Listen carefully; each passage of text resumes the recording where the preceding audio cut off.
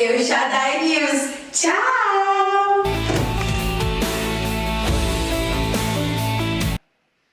Mas, irmãos, nós estamos aí iniciando o mês de março, e nesse mês de março, o tema que nós vamos trabalhar é implantando o reino de Deus no servir.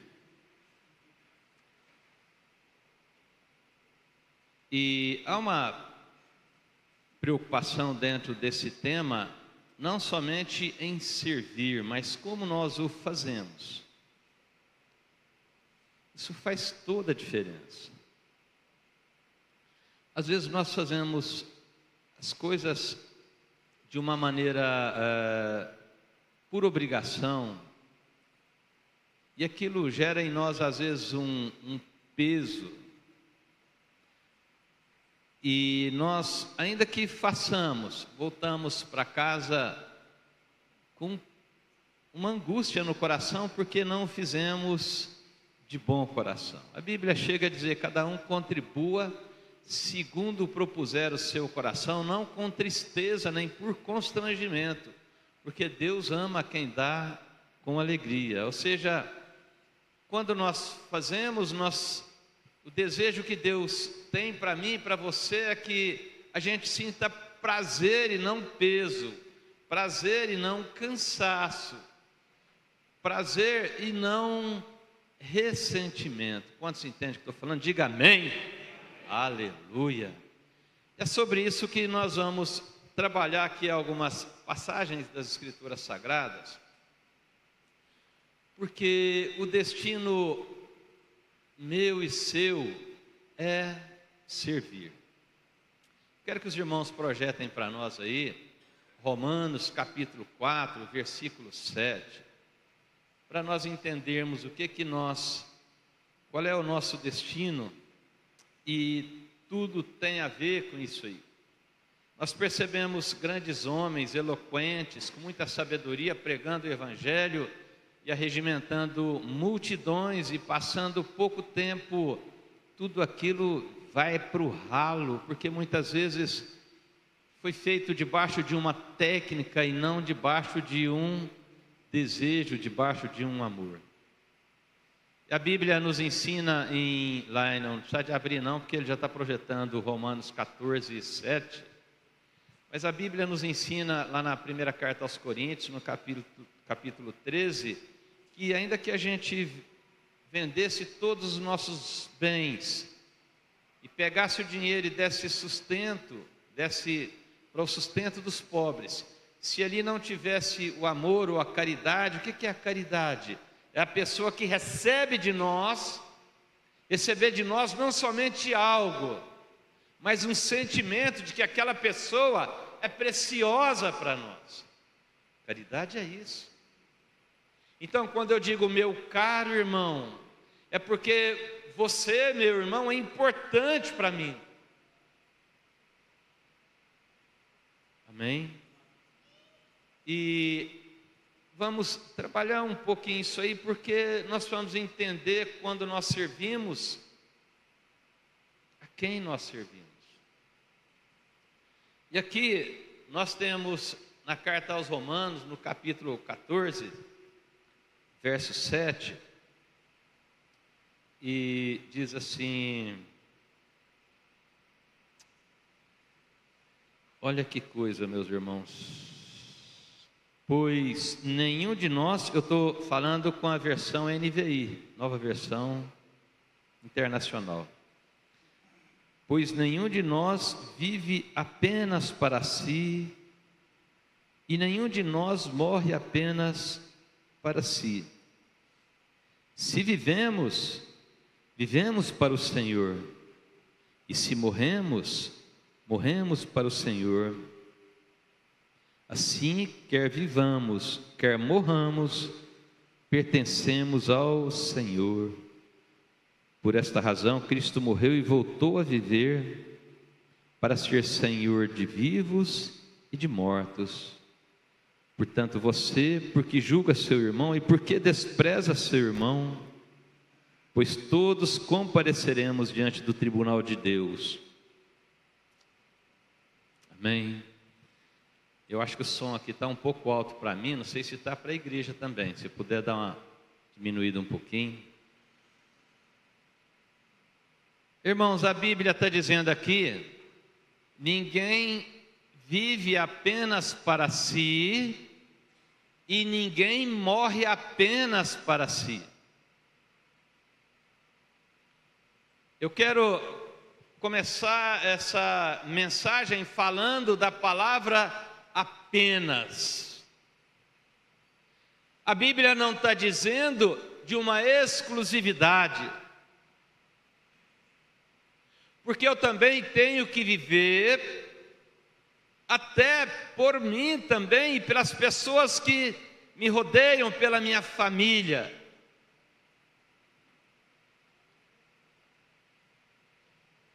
Mas o que ele está dizendo que nenhum de nós vive apenas para si e nenhum de nós morre apenas para si. O que ele está dizendo para mim e para você é que aquilo que eu faço enquanto ser humano, enquanto vivo, alcança as pessoas que compartilham comigo essa existência.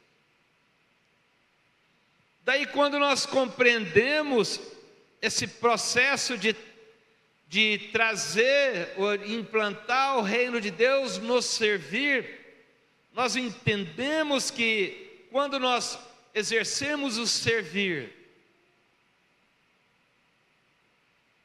isso tem que ser de acordo com o destinatário do nosso serviço.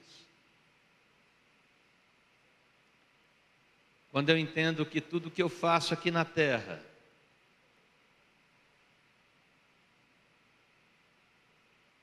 tem como Senhor o meu Senhor,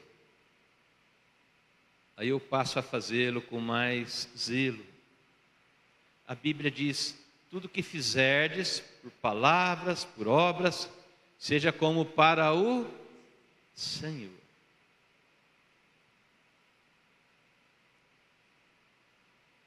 Dentro disso, eu me pergunto sempre: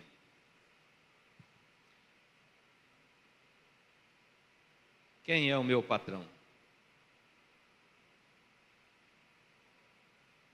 Nós precisamos definir isso aí. A Bíblia diz, na própria carta aos Romanos, que tem um patrão que paga salário.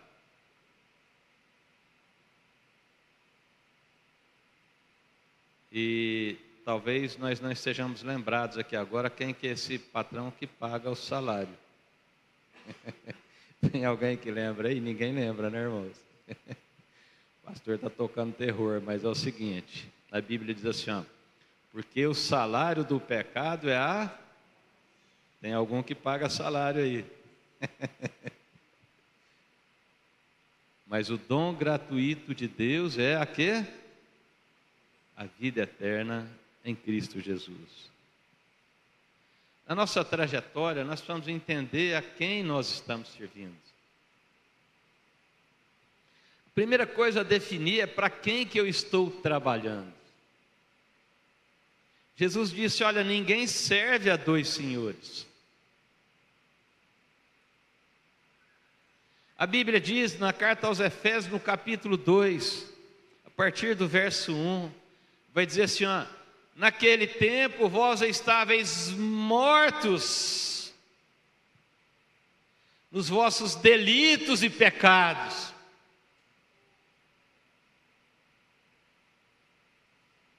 É curioso, porque quando o apóstolo Paulo escreve essa carta aos Efésios, ele estava falando de pessoas que estavam fazendo algo.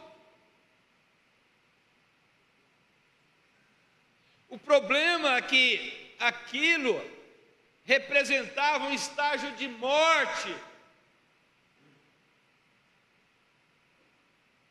E quando ele diz isso para a igreja de Éfeso, ele está dizendo, olha, vocês estavam mortos. E morto faz alguma coisa, irmãos? Morto não faz nada. Mas ele diz que nós estávamos mortos, a igreja de Éfeso estava morta, mas ela estava fazendo algo. O que eu estou querendo chamar a minha e a sua atenção nessa manhã é que às vezes a nossa vida, o nosso comportamento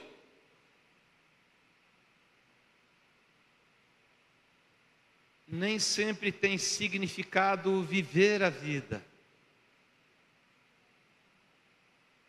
Às vezes aquilo que eu faço no dia a dia, na minha relação com a minha mulher, com as minhas filhas, com as pessoas que estão comigo, eu faço e faço muito, mas aquilo muitas vezes é muito mais um estágio de morte que se inicia dentro de mim.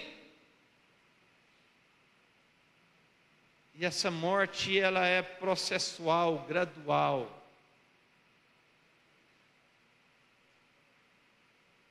Porque eu estou errando no meu patrão.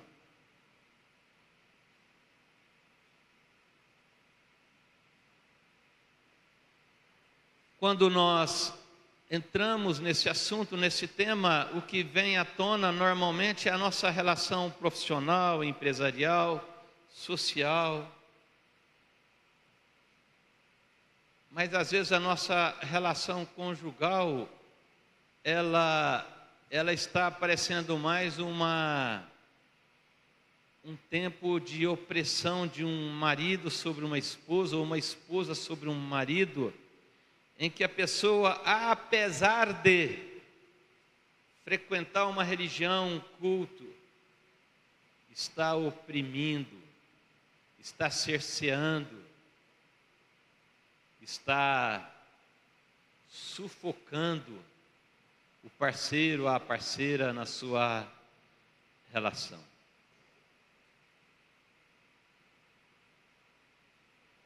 E aí, dentro desse quadro, sem perceber, nós estamos mortos nas nossas relações.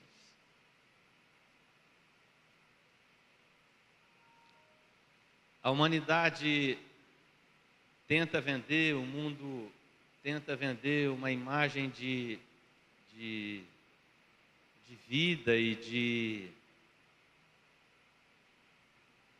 satisfação nas relações conjugais dentro de um âmbito erótico,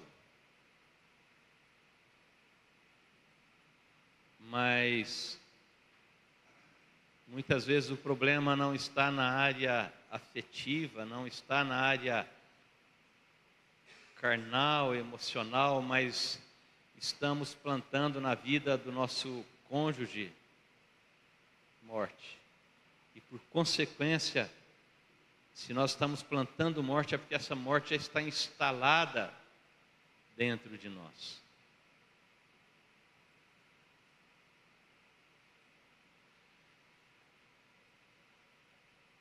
A Bíblia diz que ninguém vive apenas para si. E Jesus diz, olha, ninguém tem maior amor do que esse, do que de dar a sua própria vida para o seu irmão. A nossa vida cristã, ela tem que ser pautada não por aquilo que nós estamos conseguindo. E permitam-me aqueles que pensam diferente, mas eu percebo que às vezes até a nossa busca pelas Escrituras e pela prática da fé, ela está representando uma busca por aquilo que Deus pode proporcionar a nós. Mas o que a Bíblia diz é que quando nós buscamos a Deus, o processo não é esse, é nós recebermos de nós para que através de nós outras pessoas sejam abençoadas. Então, o fim da minha vida cristã, ou a finalidade da minha vida cristã, não é para que eu fique saturado de bênçãos, mas para que eu aprenda, receba de Deus, e como um vaso, eu possa compartilhar isso com outras pessoas.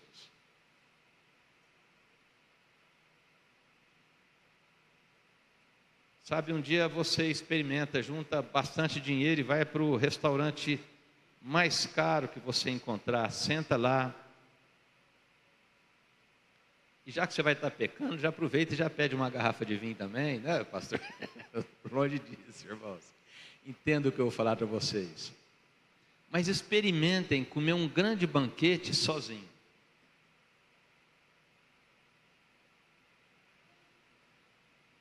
Não tem graça, porque Deus nos colocou nesse mundo para que nós pudéssemos compartilhar, para que nós pudéssemos levar às outras pessoas com quem nós convivemos algo que seja de excelência, seja nas nossas relações pessoais, com a esposa, com o nosso cliente, com o nosso patrão. Nós nascemos, o nosso destino é entender que ninguém vive apenas para si.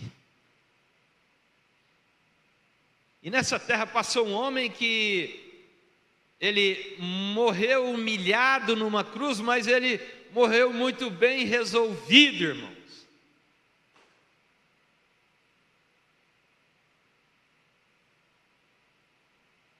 A Bíblia diz que num dos momentos que vieram humilhá-lo, ele fala: olha, em algum tempo estarei sentado à direita do Deus Todo-Poderoso.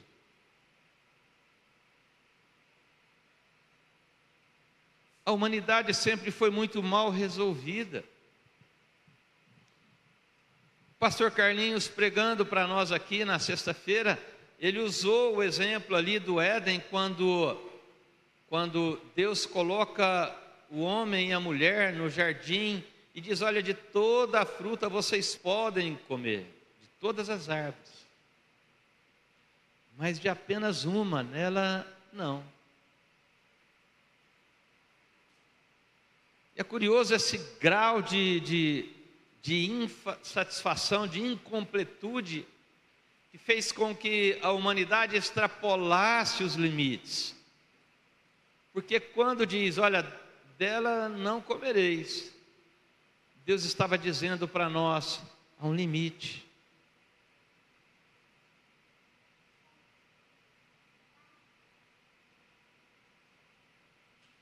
De tal maneira que, quando nós entendemos a quem nós servimos,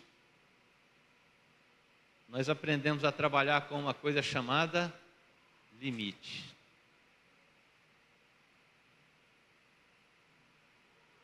Porque esse nosso Deus, Ele que é o soberano. Amém? Então, é importante eu e você trabalharmos assim. Não é como está a minha imagem diante da igreja como pastor, como está a minha imagem diante da sociedade como um profissional, como está a minha imagem como pai ou marido diante das outras pessoas. Mas a pergunta que eu faço, que eu devo fazer: qual é o verdadeiro resultado da minha existência ao lado da minha mulher, do meu cliente, das minhas filhas, dos meus netos? O que eu tenho agregado à vida deles? Porque se o meu desejo é agregar somente a minha vida, então meu patrão, ele está errado. Se o meu desejo como contador, ou como advogado, ou como pastor, ou como sei lá o que for, é somente trazer para mim louros e lucros, isso é a síndrome de Eva. Sereis como Deus, não haverá limites.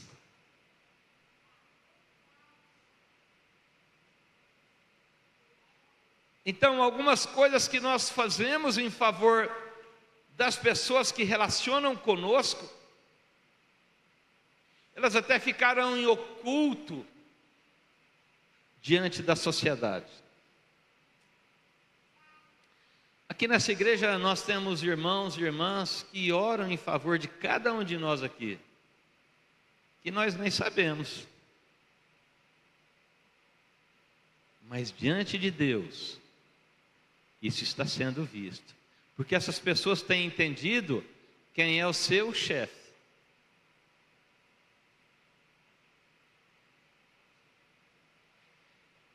Quando Jesus vai ensinar os discípulos a orarem, ali no Evangelho de Mateus, ele fala: olha, entra no seu quarto, fecha a porta atrás de si e ora em secreto. Quando nós passamos a relacionar com Deus no secreto, aí agora nós estamos trabalhando, entendendo para quem nós estamos vivendo. Não é mais uma questão de reputação. O que vão achar de mim?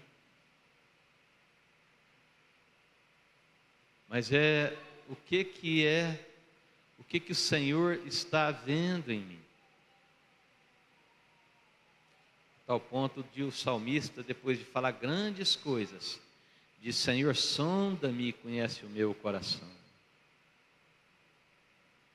Esse é o primeiro ponto nas nossas relações, porque quando nós o fizermos, nós o faremos com um grau de compreensão de que nós temos um propósito aqui, mas para exercer esse propósito, precisamos saber a quem nós estamos servindo. Ninguém vive apenas para si, e ninguém morre apenas para si. Nós já estamos caminhando para o final do nosso tempo, mas eu não gostaria que, como tema do nosso mês aqui é implantando o reino, a cultura do reino, na nossa maneira de servir, eu queria trazer aqui agora a reflexão rapidamente, o que nós vimos ali no livro de Atos, no capítulo 17, para a gente abordar apenas um dos aspectos das nossas relações nesse processo de implantação do reino. Vamos abrir em Atos capítulo 17.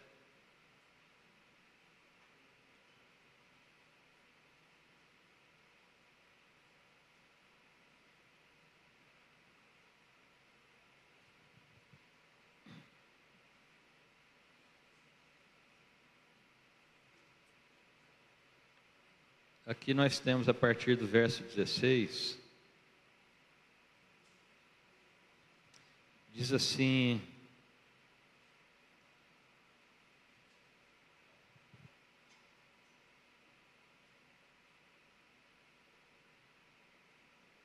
enquanto esperava por eles em Atenas, eu vou dar uma resumida aqui no texto, irmãos, para a gente trabalhar a ideia daquilo que eu quero propor no final dessa reunião. Enquanto esperava por eles em Atenas, Paulo ficou profundamente indignado ao ver que a cidade estava cheia de ídolos.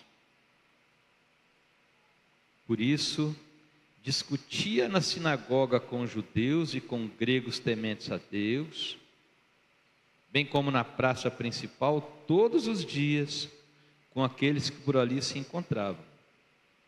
Alguns filósofos epicureus e estoicos começaram a discutir com ele. Alguns perguntavam: o que ele está tentando dizer, esse tagarela?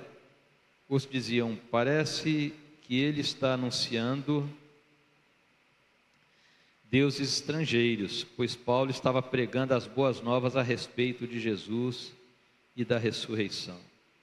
Então levaram a uma reunião do Areópago, onde lhe perguntaram: podemos saber que novo ensino é esse que você está anunciando? Você está nos apresentando algumas ideias estranhas e queremos saber o que elas significam. Todos os atenienses e estrangeiros que ali viviam não se preocupavam com outra coisa senão falar ou ouvir as últimas novidades.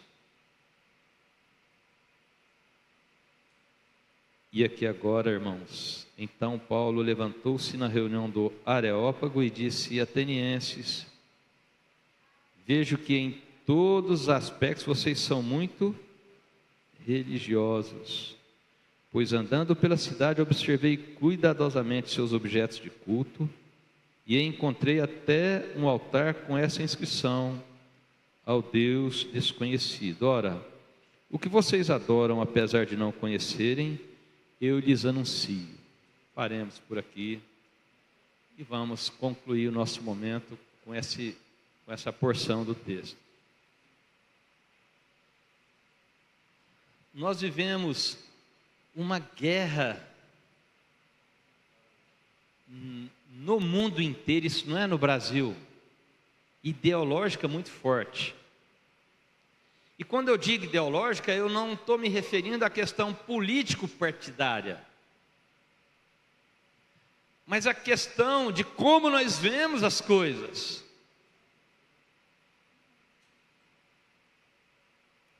E às vezes nós somos chamados a trabalhar com alguma pessoa para levar até ela o Evangelho de Jesus Cristo.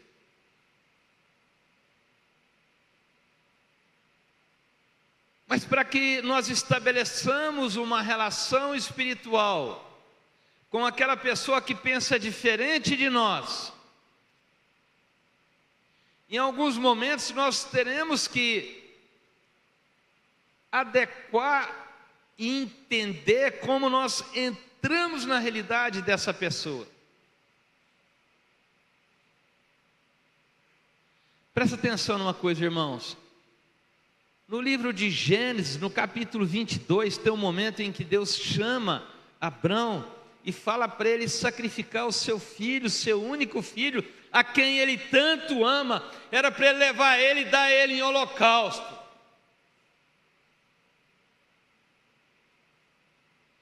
Talvez nós nunca tenhamos a curiosidade de entender isso no meio religioso. Mas Abrão era um homem que morou em lugares de muito paganismo, de muita obscuridade espiritual, acostumado com práticas de sacrificar os seus próprios filhos aos deuses que apareciam por aí. Deus chama Abrão e vai dentro da realidade de Abrão. Porque se Deus fala para Abrão oferecer o seu próprio filho, Deus encontraria uma resposta preliminar para trazer a ele a grande notícia. E Deus fala para Abrão: leva seu filho. E Abrão pensou: bom, isso aqui para nós é moleza, porque nós fazemos isso muito.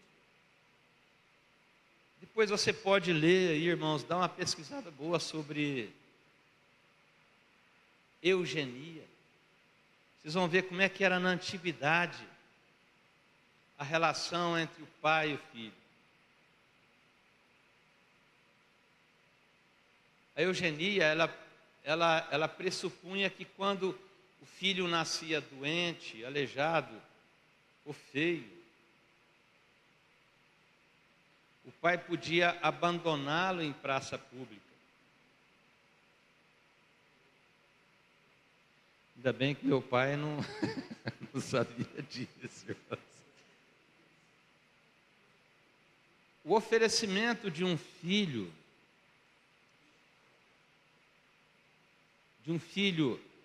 que fosse amado porque era bonito, era comum. Eu poderia aqui entrar em práticas religiosas, não quero entrar nisso, irmãos, em respeito às pessoas que por enquanto ainda assim creem. Mas Deus falou para Abraão: rapaz, deixa eu te explicar como é que é o negócio, você quase acertou. E Abraão então pega Isaac, pega o cutelo, pega a lenha, chama 2 servos e leva Isaac para ser sacrificado. E a hora que Isaac então estende as mãos para matar o seu próprio filho, um anjo aparece e fala: não faça tal coisa, porque o Senhor providenciará para si o cordeiro. Às vezes nós precisamos de um pouco de empatia com aquilo que as pessoas creem, até que nós tenhamos a oportunidade de deixar com que o Espírito Santo fale com elas. Irmãos, eu me lembro quando eu ia na casa da minha mãe, no início da minha conversão, e a minha mãe tinha uma imagem de um Santo Antônio. Eu ficava orando sobre essa imagem primeiro quebrou o pescoço, depois quebrou o pé, depois quebrou não sei o quê. Mas eu confesso para vocês que hoje eu sinto uma dor no meu coração por ter feito aquilo, porque aquela imagem para minha mãe não representa nada. Leia Jeremias capítulo 10. O ídolo em si mesmo, ele não é nada. Durante muito tempo faltou empatia minha com a minha mãe e com os meus irmãos para entender o universo em que eles vivem e que eu também vivo o que eu vivi. Deus entendeu o universo que Abraão vivia. O universo de Abraão era um universo de paganismo. Aqui, agora nós concluindo esse momento, quando nós voltamos aí na leitura de Atos, no capítulo 17, Paulo ele chega num lugar que estava cheio de paganismo, e a Bíblia diz que o espírito dele se revoltou nele ao ver a cidade entregue à idolatria. Paulo estava indignado, ele estava irado, porque ele havia tido uma experiência muito forte com Deus Todo-Poderoso. As experiências que ele teve são experiências únicas na história da humanidade. Não foi somente que ele entendeu o significado das Escrituras Sagradas, porque ele era um homem versado em várias línguas, ele era um homem sábio, mas ele tinha tido experiências fortíssimas, e ele fica perturbado com tudo aquilo. Mas percebam como o Espírito de Deus conduziu aquele momento. Ele poderia ter começado o discurso dele dizendo: seus idólatras, senhores profanos dessa reunião. Ele poderia ter usado essa expressão, mas ele olhou aqueles homens, ele usou a seguinte expressão: vejo que em tudo vós sois o quê? Extremamente religiosos. Ele traz um elogio, porque ele fala extremamente, alguma tradução vai dizer extremamente zelosos.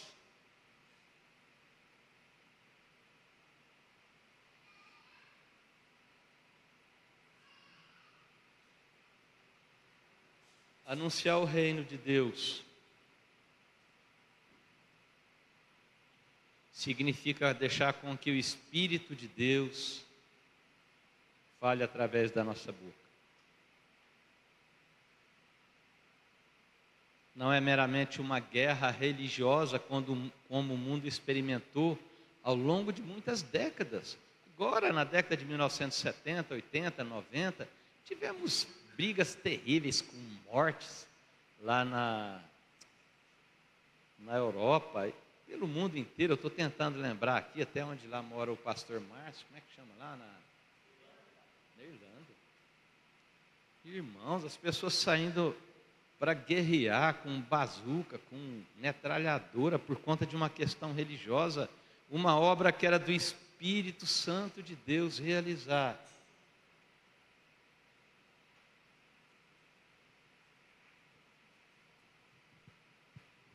nós precisamos de trabalhar. Não é uma complacência, quantos entendem o que estou falando? Mas é falar, Deus, como é que eu começo esse assunto aqui? Alguns momentos nós haveremos que, de fato, expor uma verdade de uma maneira, às vezes, um pouco menos delicada. Mas essa compreensão da miséria espiritual com a que nós outrora vivemos e que muitas vezes as pessoas estão experimentando, vai nos ajudar a estabelecer essa conexão e a cultura do reino seja de fato levada às pessoas que, assim como nós, são também destinatários da mesma graça. Eu tinha preparado ali para a gente falar um pouco sobre isso, 1 Coríntios capítulo 8, e outras passagens, mas eu queria trazer à igreja essa reflexão. Não é entrar no universo do paganismo para nele ficar, mas entrar nele para puxar e ajudar as pessoas a caminharem para a verdadeira luz que alumia todo homem, assim como João nos ensina.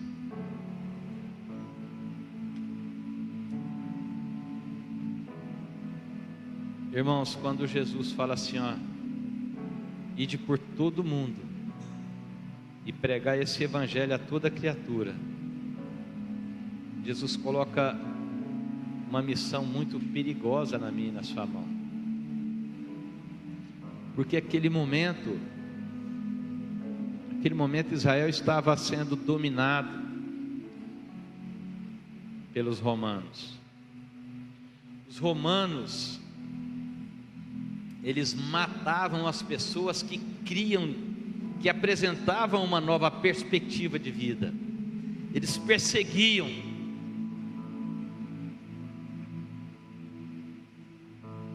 E quando os discípulos são chamados a levar o evangelho, eles são chamados a caminhar num tempo, entendam o que eu estou falando, e você que me assiste também pelas redes sociais, a caminhar num tempo de desobediência, ou quase isso, pela compreensão.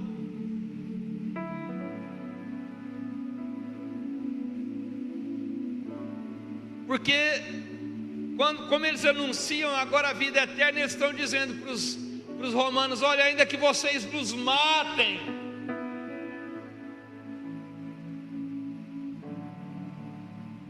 nós ressuscitaremos. Porque há uma promessa de alguém que é mais poderoso do que qualquer imperador romano.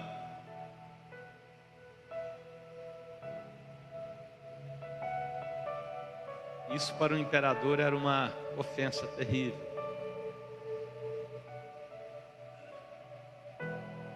Mas o apóstolo Paulo entendia a profundidade daquilo que ele estaria falando. Que não se trataria apenas de uma repercussão social, de uma manchete do New York Times, mas que aquela ação de levar o evangelho,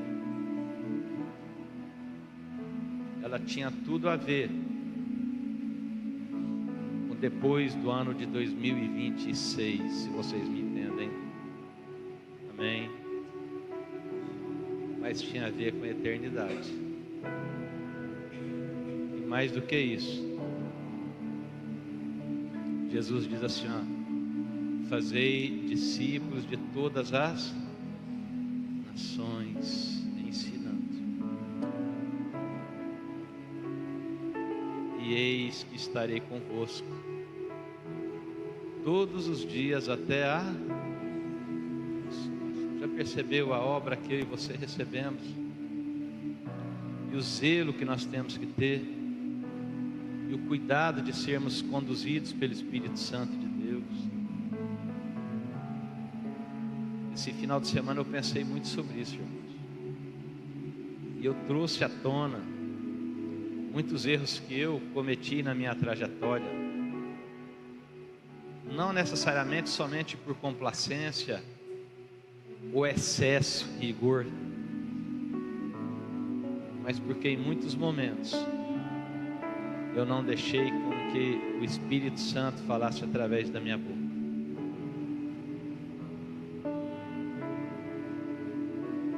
Mas esse é o propósito.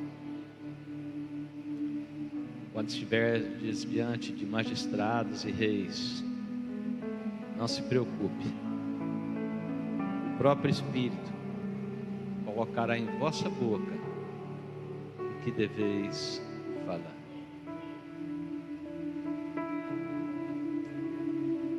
A Bíblia diz: o poder da vida e da morte estão na boca. Vamos ficar de pé. Aleluia. Vamos cantar uma canção para que Deus possa nos usar, para que Ele possa nos dar sabedoria, que haja em nós uma dependência completa do Espírito Santo de Deus, porque isso é muito mais do que o ano de 2026, é a eternidade. Aleluia.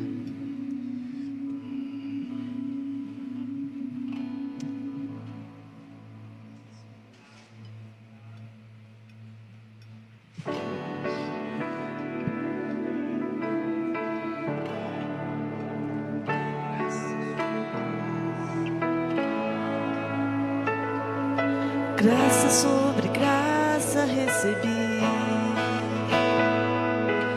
e da plenitude renasci. Quando atraído me encontrei no amor de Deus, vive poderosa salvação. Na escuridão, todo meu pecado se apagou no amor de Deus. Logo eu, pobre pecador, logo eu, tão fraco e tão devedor, logo eu, de graça recebi o amor de Deus.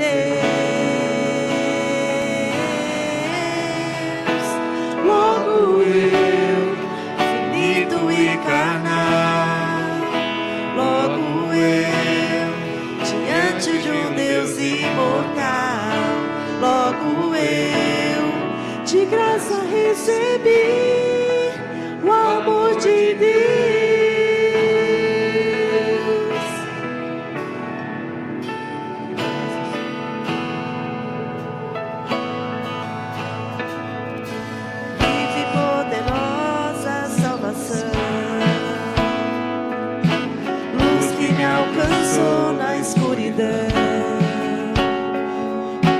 Todo meu pecado se apagou do amor de Deus. Logo eu, pobre pecador, logo eu, fraco e tão devedor, logo eu, de graça recebi o amor de Deus. logo eu, Finito e carnal, logo eu, diante de um Deus imortal, logo eu, de graça recebi o amor de Deus. Aleluia. Queria fazer um desafio para a igreja nessa manhã. Eu sinto muito forte isso. de a gente orar como igreja pelas nossas casas, pelas casas das pessoas que nós amamos, começando pelas nossas famílias. Talvez nós não tenhamos tido tempo ao longo dessa semana de orar por aquelas pessoas que estão enfrentando enfermidade nas nossas famílias, estão enfrentando guerras espirituais, estão enfrentando divórcios e tantas outras coisas. E Deus nos dá a oportunidade de levar essas pessoas o Evangelho e, sobretudo, de abrir a nossa boca nessa manhã. Eu sinto isso, inclusive, até inspirado pela abertura, por aquele momento em que o Juliano comentou sobre as nossas casas. Você pode fechar seus olhos, levantar sua mão direita e vamos orar pelas nossas casas em nome de Jesus. Vamos fazer isso nessa manhã, não podemos sair daqui sem fazer isso. Diga comigo: Senhor Jesus, nós entendemos por essa palavra de que o alcance dessa cultura do reino de Deus trará libertação, trará paz, trará transformação. Então nós oramos em favor de nossas próprias casas, de nossas famílias, dos lugares onde passaremos os nossos dias, pedindo ao Teu Santo Espírito que visite esses lugares com poder, com milagre, com graça e com presença do Teu Santo Espírito. Que o Teu Santo Espírito é quem possa falar docemente ao coração dos nossos familiares, dos nossos amigos e das pessoas que tanto amamos. Nós oramos e cremos que essa será uma semana da manifestação, onde a Tua cultura, conduzida pelo Teu Santo Espírito, através do nosso comportamento, estará invadindo as nossas casas. Assim nós te pedimos e te agradecemos em nome de Jesus, amém. Dê um forte aplauso ao Senhor. Deus abençoe você. Que o Espírito de Deus fale através de você e das suas ações em nome de Jesus. Até o próximo domingo em nome de Jesus. Até amanhã também lá no evento, né? Não é isso?